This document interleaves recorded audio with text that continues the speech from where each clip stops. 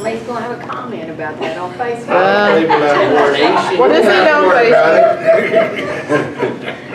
All right, I gotta go in, so y'all behave, I think. Let me know when you're ready. I'm ready.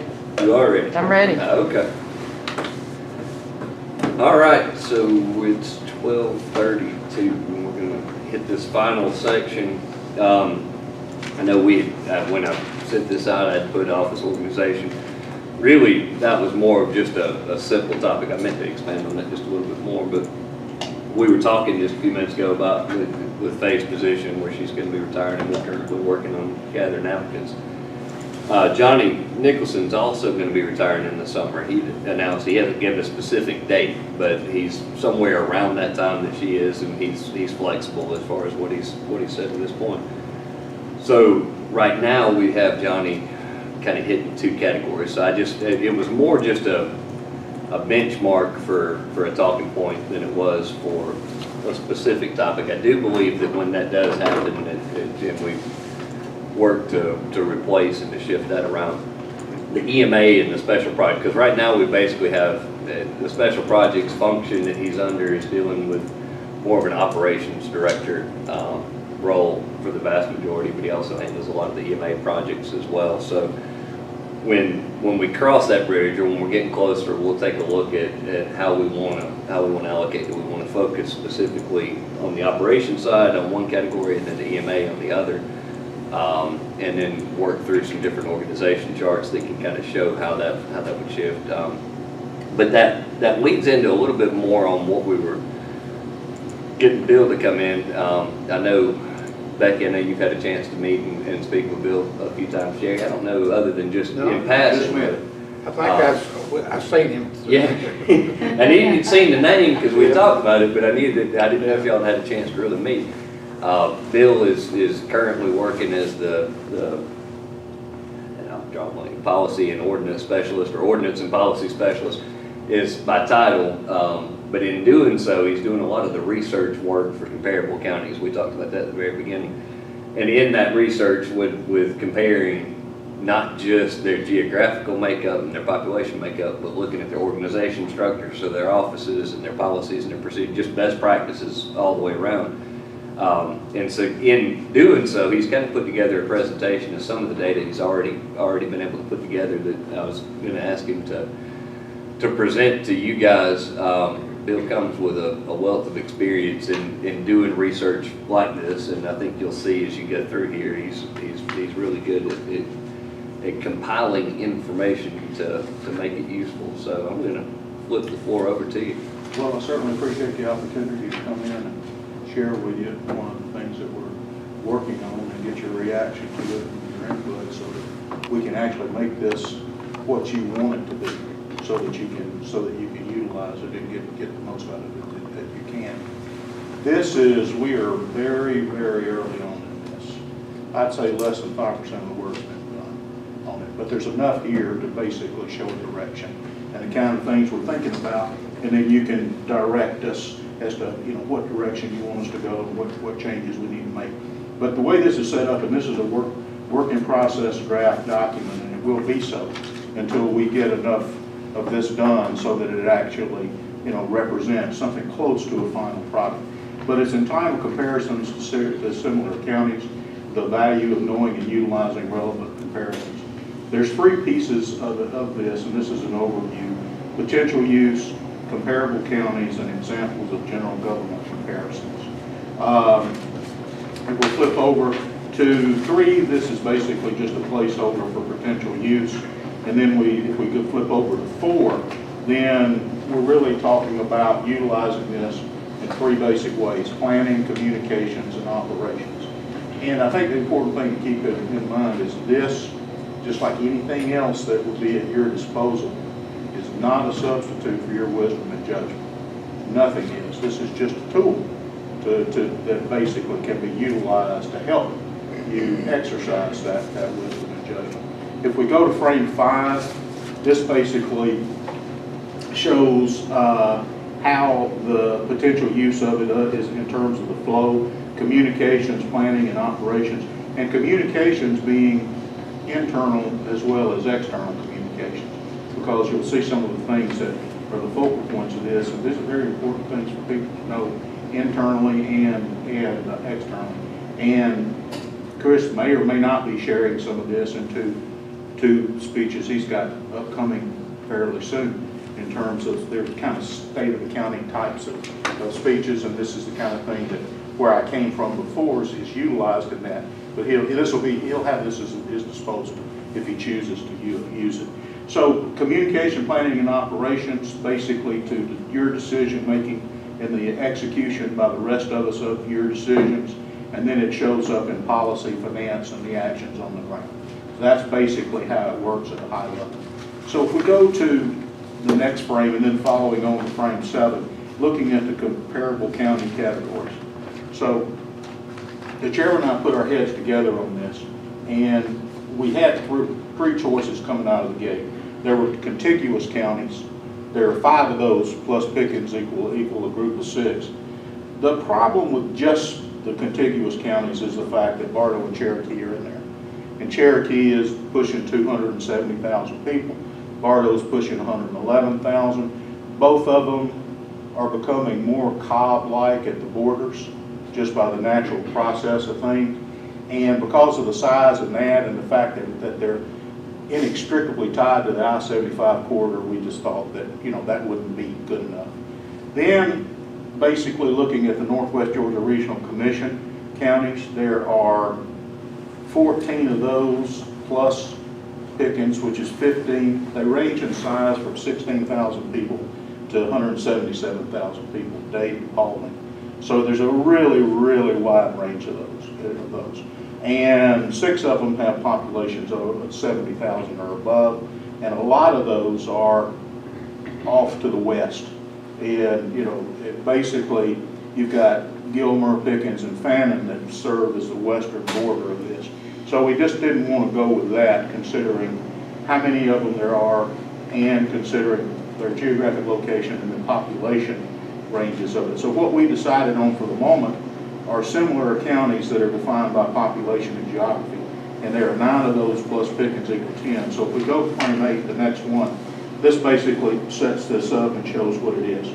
The counties considered on the far left of the frame we looked at 28 counties ranging in size from 24,803 to Chattooga to 58,633 in Gordon. And there was an overriding disqualifying factor, and that's basically the I-75 corridor impact. So where we are now and where we ended up for the moment is over here to the right. So county selected range in size from Gordon down to Union. The underlined counties are those that are contiguous, and there are 3 of them that made it in here. The ones that have the asterisk in front are also NWGRC counties. So that's where the overlap between the categories that we disqualified plus what made it in here. The average population of these 10 counties is 35,830. They, for the most part, share a lot of common characteristics. Some more than others, most do more than others, but they do share a lot of characteristics. So right now, obviously subject to input from you guys, right now we feel pretty comfortable where we are right here. So this next on frame 9 is a geographic snapshot of the map. This map application thinks Gilmer is so important that they put it in there twice. But anyway, that's how it lays out. So Pickens and Dawson and Gordon are on the southern edge, and it basically goes up north and east from there. So, and this is where this up to now has been basically an introduction, but if we go to frame 10, which is a placeholder for examples of general government comparisons, and this is, go to frame 11. This is one set of comparisons that we've already done. And here's what this slide is. It's a millage rate comparison of the 2020 millage rates that are in the digest as of March the 1st of this year. And we have our 10 counties. We have the county rate total in the black box. We have the general county M&O in the bronze this box. We have whatever is there from any county in terms of special service districts in the green. And then we have, if there is a bond, and there is one, if there's a bond rate, we have that in the FAR category. But all moving right to left to reach that total. And the total is not on just the county M&O rate, it's on the county total of all rates, and you'll see a difference here in a second about how that makes a difference. So you can see the poor folks in Habersham that are basically have a millage rate of 13.482%. Now that is a basic rate of 11.682%, and they have a countywide, so I guess this hits the city as well. They have a countywide EMS special services district and a countywide hospital services district. I guess they run their own hospital. So that adds up to 1.8 mil and it gives them a total of 13.482. Then you have white, fairly basic, the fairly high rate at 10.75. Now Lumpkin's interesting, and y'all may or may not have seen this before, but Lumpkin has 2 county M&O rates. The M&O rate that unincorporated folks pay is 10.204. The people in Dahlonega pay a higher county rate of 11.940. And that's not the city rate of Dahlonega included. That's basically 5.776. So the people in Dahlonega are paying over 17 because of that higher county rate. Now here's how that happens. And Bartow has, there aren't many situations like this in the state, but there are a few. Bartow's another one. If there is an excess insurance premiums tax, then the county can use that to roll back the unincorporated general millage rate. And that's what's going on any time you see this. It's not a popular thing with the city folks, but it's done. Cherokee did consider it momentarily. And then you've got Gordon going all the way down to the bottom at Fanning, and Pickens is well positioned here in terms of having the 3rd lowest. So that's something that you all can feel really good about relative to these similar counties. Now the rest of it is in line as you get higher. A lot of them are higher. Now Fannin, we'll have to take a closer look at Fannin to see how they're getting by on that particular rate.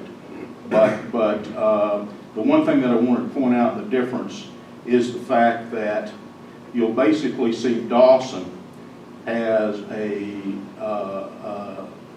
different, Gilmer has a lower M&O rate than some of the others in its ranking, but because they have that bond addition, they charge 1.250, that gives them a higher total rate. So that's why they're there. So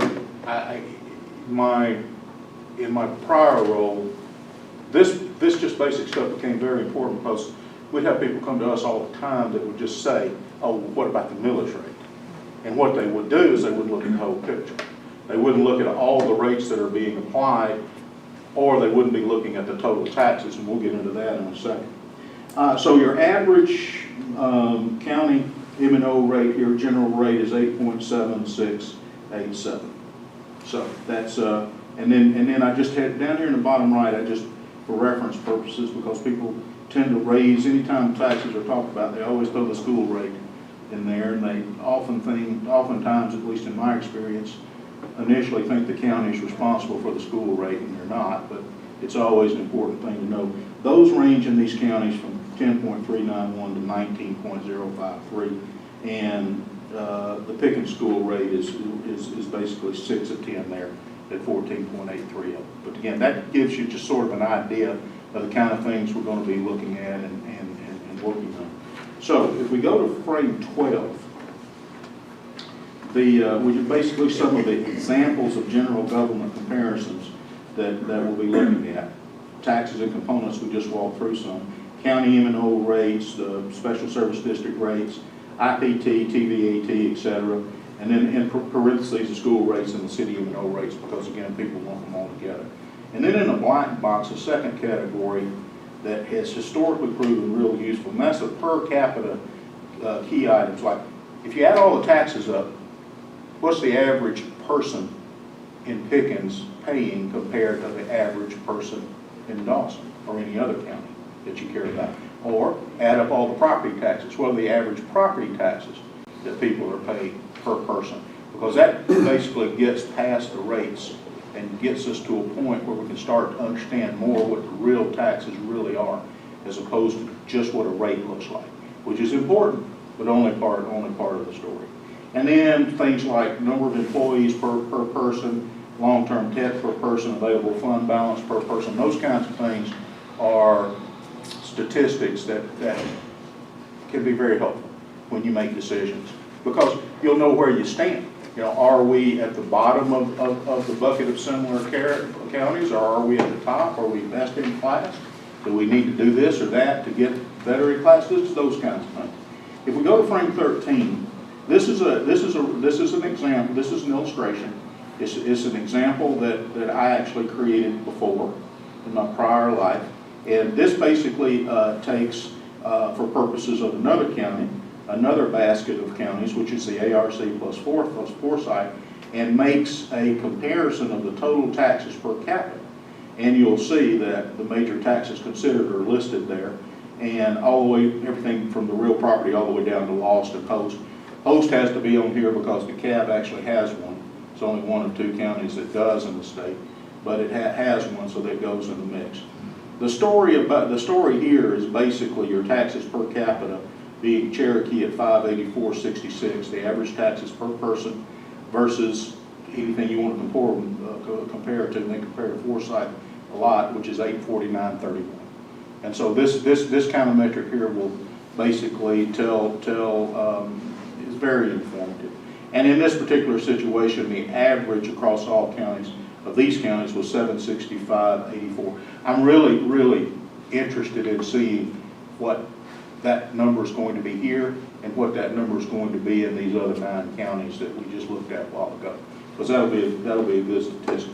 Frame 14 is another illustration, and what frame 14 did was basically, for purposes of high-level presentation that was made, took these categories in terms of lowest government tax burden per capita, which we looked at, the lowest number of employees per capita, which is another one we talked about, and then the lowest debt per capita. And you see how these counties basically, some of them are a bit all over the board in this, but each one of them is an important characteristic of the county and peer counties, and can help with regard to several things.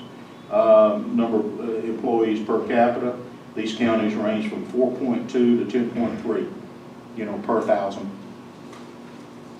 So, and that I've gotten a lot of questions about that in the past, just because some people focus in on that about how well you're doing versus somebody else in terms of, well, if they can do it with 10 people, why do you have 12 or whatever?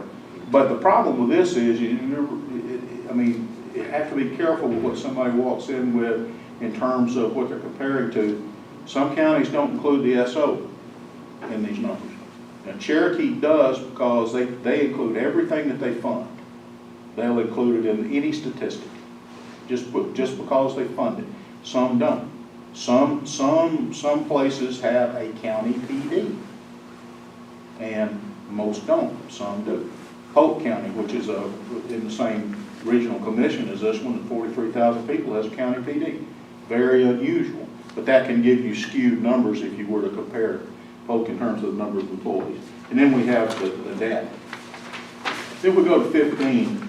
This illustration here, which is the last one, basically looks at this, okay, well, if you're 1 in something and 5 in something and 6 in something else, how does that translate? What does that really mean?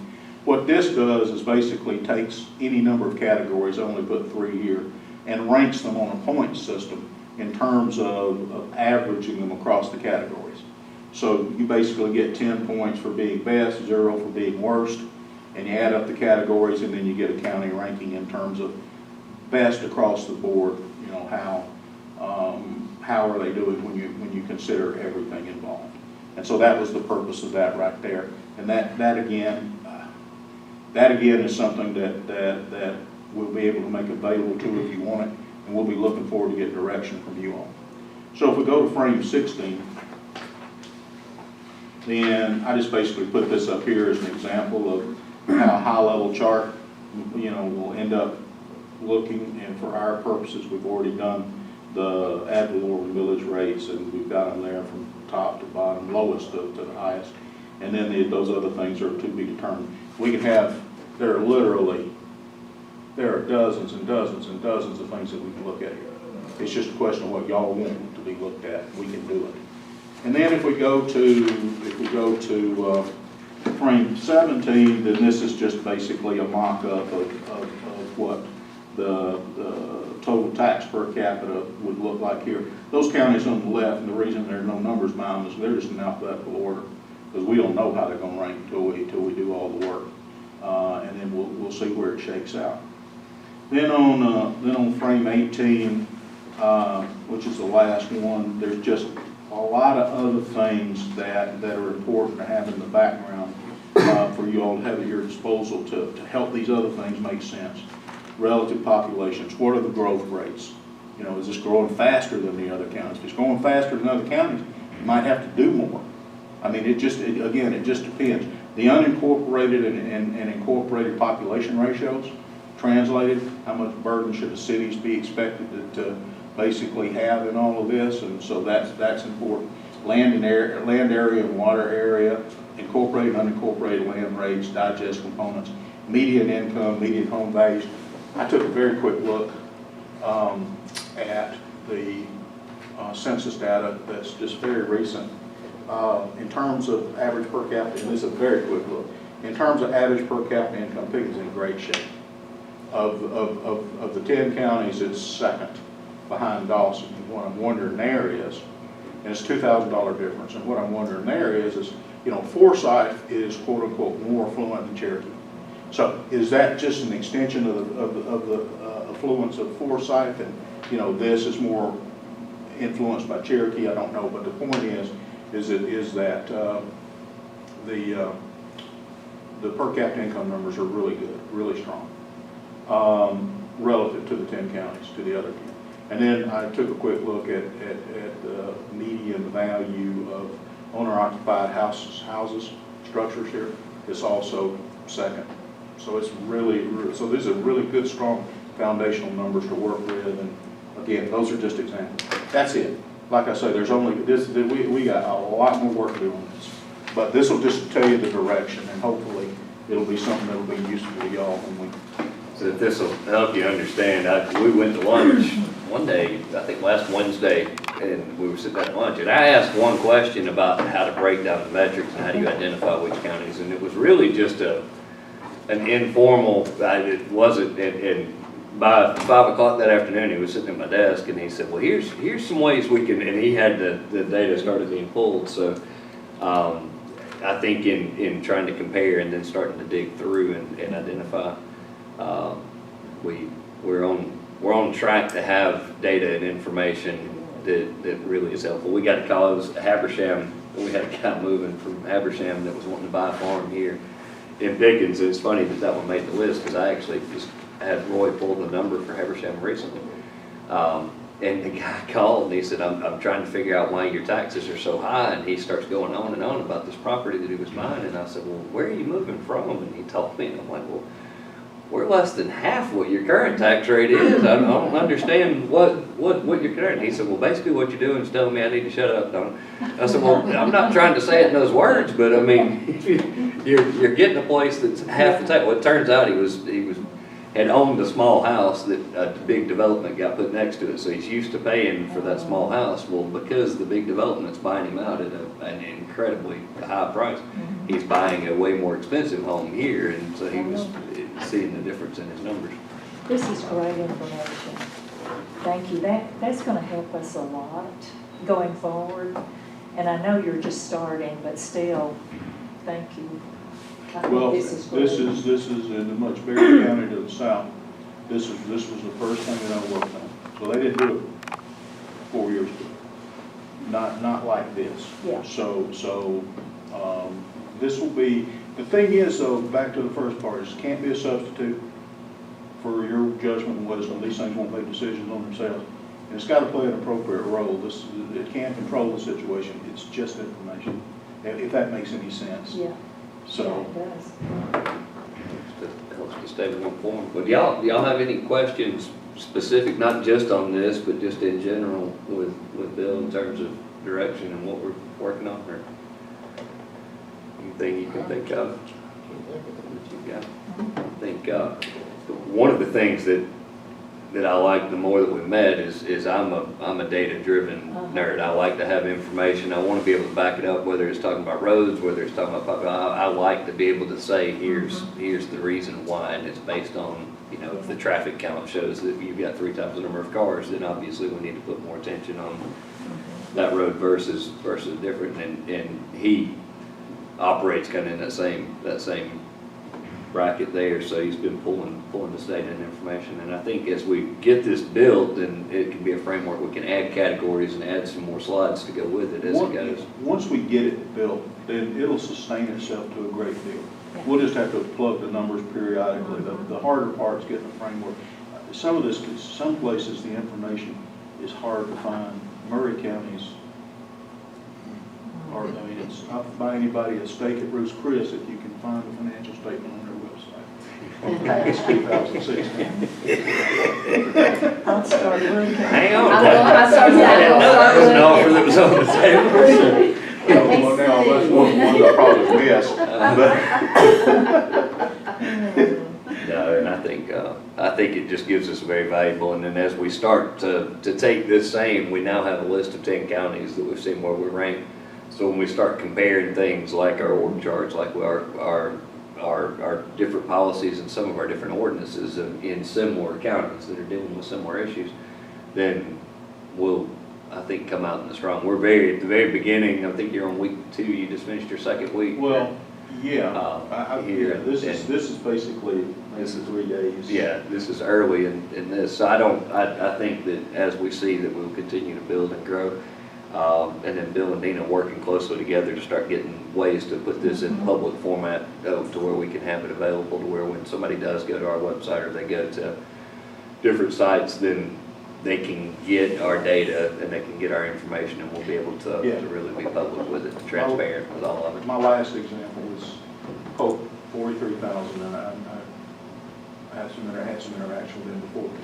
They are putting in a $4.5 million P25 800 MHz radio system. Okay. All right. So I think Friday is the last due date for a proposal for the same thing for Gordon. Dawson is talking about putting in a P25. Okay. So the question is, how are they doing it? Is it really the right thing to do at this particular time? Maybe for them, but not for people. The point is this kind of information can be helpful in thinking about something major like that. Yeah. I think our economic development director can utilize this information. Oh, 100%. That'll help him a lot. I'm trying to keep him away from Bill till he gets a chance to get it done. So once he sees this, he's going to be in there every day saying, hey, and Green, I think y'all met at Rotary the other day. So yeah, Green's just a charge after it and go after it guy. So this is data that'll help them tremendously, and he can help give us some feedback, I'm sure, that says this particular comparable data would be helpful for what he's trying to do, so that we can stay. And then as we start getting to the grant writing stage and some other categories, this is what they look for. This is the information they want to see. So, well, if y'all need anything, and I mean anything, y'all just let me know. Thank you for that. We appreciate that. thank you. Yes, ma'am. Thank you, Bill. So, it's right at 1 o'clock. I don't know, I can't believe anything on this schedule. I have been very lucky is what I've been. I think so. I don't know if y'all had any closing before we adjourn or anything that you can think of. Have we had any more applicants for our? Not yet. Position? I talked to them. They've gotten several more calls, but and I think that was one of the conversations when Paula was talking about the range, because that's one of the first questions people are asking her, is that ballpark range. And so we've kind of created one for that position based on the mid-level from where we are, from where it started at. And so that range when those calls are coming in is 85 to 90, 94, somewhere in that ballpark. So that's the kind of giving a number, because depending on the level of experience. The one current employee that you had spoke to a while back about their interest, I've started working on that one as well to see if I can get them to talk a little bit more about it, so. Or do you get But anywhere? that is not an absolute no, but not a yes either, so, but we'll see what I would like to see is for at least to be in the applicant pool so that when we do interviews that they have an opportunity to interview with us too. Because I really think they'd be capable, but I just don't know if they want that level of responsibility or not. But maybe. It's possible. And for John, we have two positions, the special projects and EMA, right? We did. Now, in Bill's position's created as a temporary, so if he put in for that, then that would free up that temporary spot that was in it. So there's several ways that could end up going. But EMA specifically, we will need to take a look at because one, we're state mandated to have an EMA director that's gone through the training. But two, it can be very, very, very, very useful. I think Phillip's been through the training. He's the deputy. He has, yeah. He's the number two. I think that he still has a couple classes to be at the same certification level that Johnny's at, but he's been through just really close to what it is.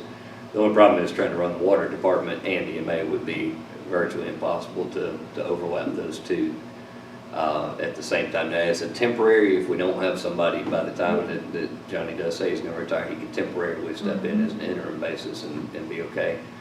But long term, those two departments would be, it wouldn't work to be the top on that But category. EMA's not really full-time, is it?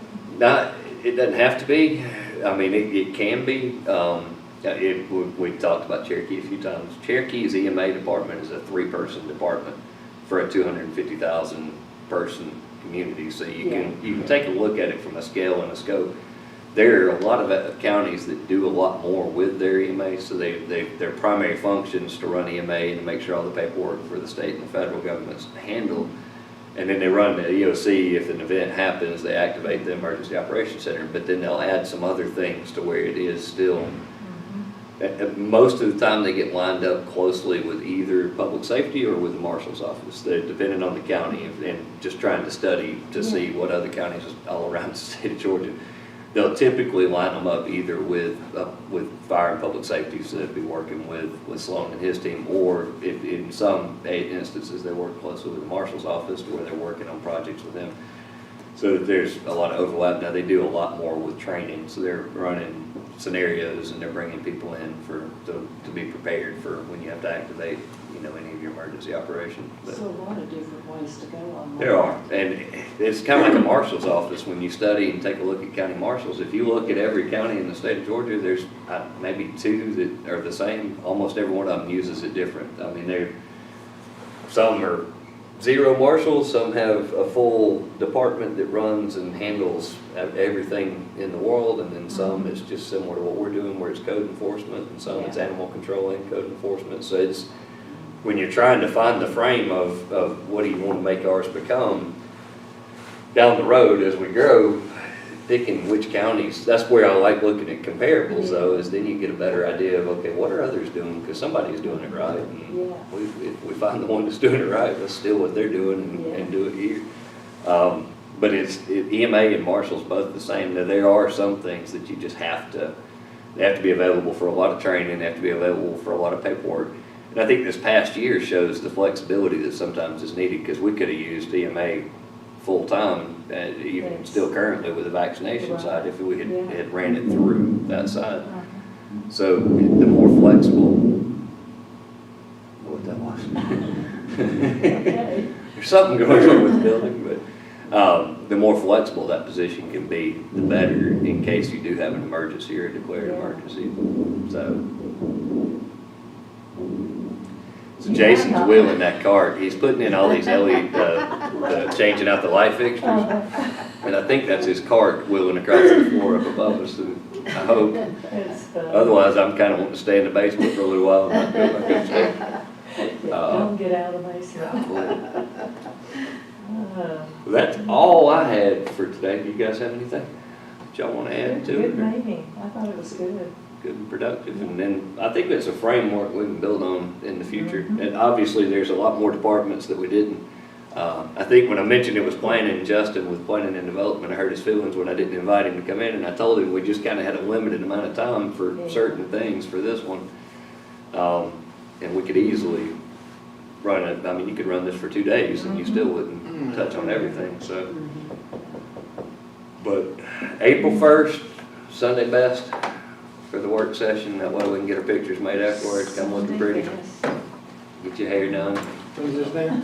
Be Thursday. Get your hair done. Next Thursday? Coming from the ball guy, but yeah, it'll be next Thursday. Okay, so what is the official adjournment time? The official adjournment's at 1:07. 1:07. Yes.